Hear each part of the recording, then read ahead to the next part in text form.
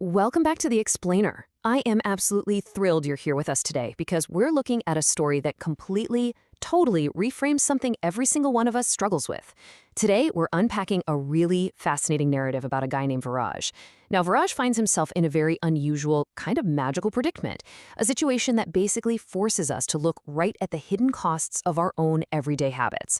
We're going to break down this fable and pull out some incredibly practical takeaways for our own lives. So get comfortable and let's jump right in. So what if you could literally borrow tomorrow? Think about that for a second.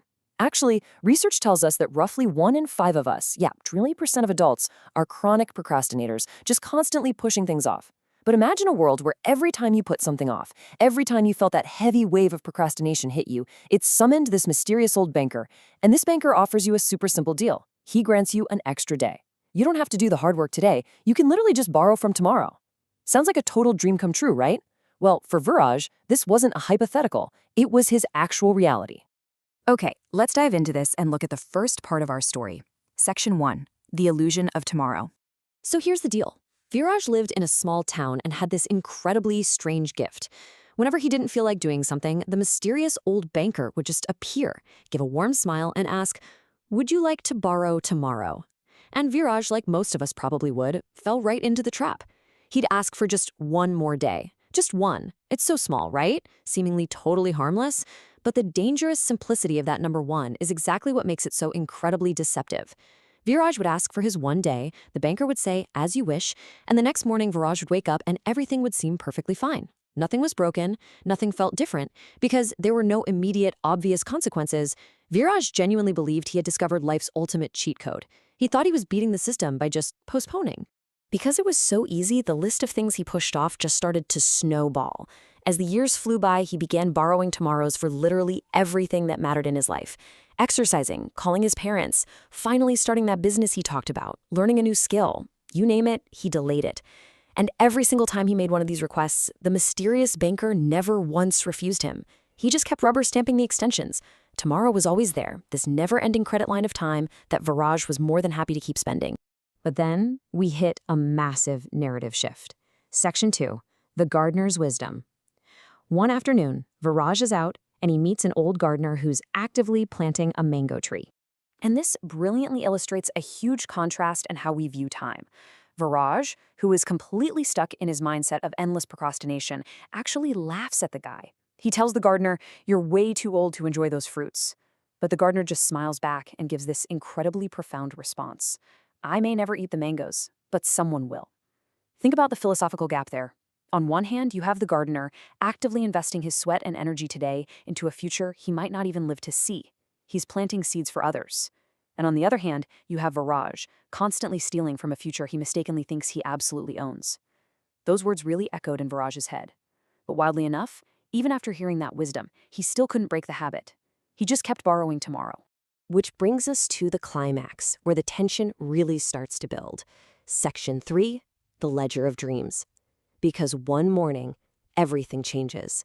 The banker arrives, looking older, super tired, and for the first time, completely unsmiling. Oblivious to the vibe shift, Viraj smiles and asks for his usual, "one more tomorrow." But the banker doesn't say, "as you wish" this time. Instead, the exhausted old banker quietly hands Viraj this massive, incredibly thick book engraved with a chilling title, "Days You Borrowed." Viraj opens this seemingly endless ledger and makes a horrifying discovery. Every single page in this giant volume contains something he had put off. Every skipped workout, every missed phone call to his folks, every single hour he was supposed to spend on his business, all of it documented right there in permanent ink. Now, what's really interesting about this slide is the stark contrast. Because as Viraj is frantically flipping through these endless pages of borrowed days, he suddenly spots another section in the back of the book. But this section, it's entirely composed of blank pages, totally empty. Confused, Viraj asks the banker what the blank pages mean. The tired banker looks at him and explains that those blank pages represent the guaranteed tomorrows Viraj assumed he'd naturally get. Viraj, still kind of in denial, asks, "So I still have them?" And the banker just slowly shakes his head, no.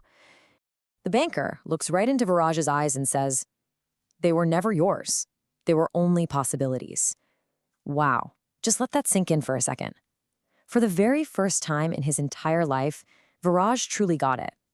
Tomorrow had never actually been guaranteed. He had simply blindly assumed that it was. He had been borrowing heavily against a bank account that literally didn't have any funds in it. And that shattering realization completely pivots our story into the most crucial part. Section 4, investing in today. Because this changed everything for him. That very same evening, Let's move to and see how this builds into real, tangible action. The illusion was fully broken for Viraj, and he completely shifted his approach away from those abstract somedays.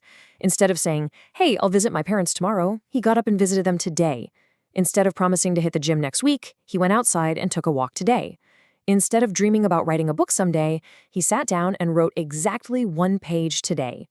He replaced all those grand, constantly postponed plans with small, undeniable micro-actions, and he did them immediately. Fast forward a bit. Years pass, and Viraj grows into an older, much wiser man. Young people in his town would often notice how intentionally he lived, and they'd come up and ask him a pretty blunt question. What is the biggest mistake you ever made in your life?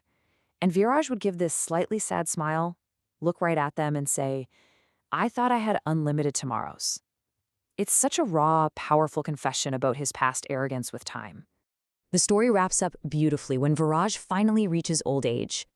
The banker appears to him one very last time, offering the exact same old deal. Would you like to borrow another tomorrow?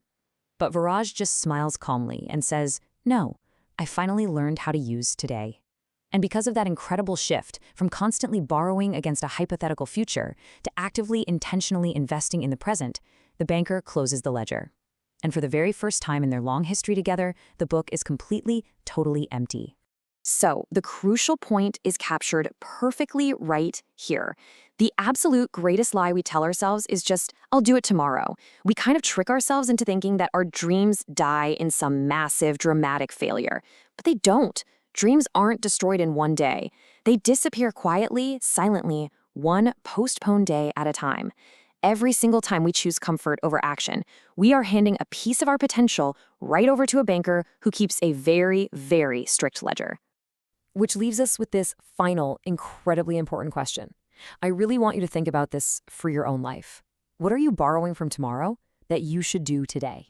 Is it a difficult phone call you need to make? Taking care of your physical health? Maybe it's starting that big project you've been talking about for literally years. Please do not let your ledger fill up with unlived days. Stop borrowing tomorrow and start investing in today. Thank you so much for hanging out with us for this explainer. Take this lesson, step away from the screen, and go do that thing you've been putting off. We'll see you next time.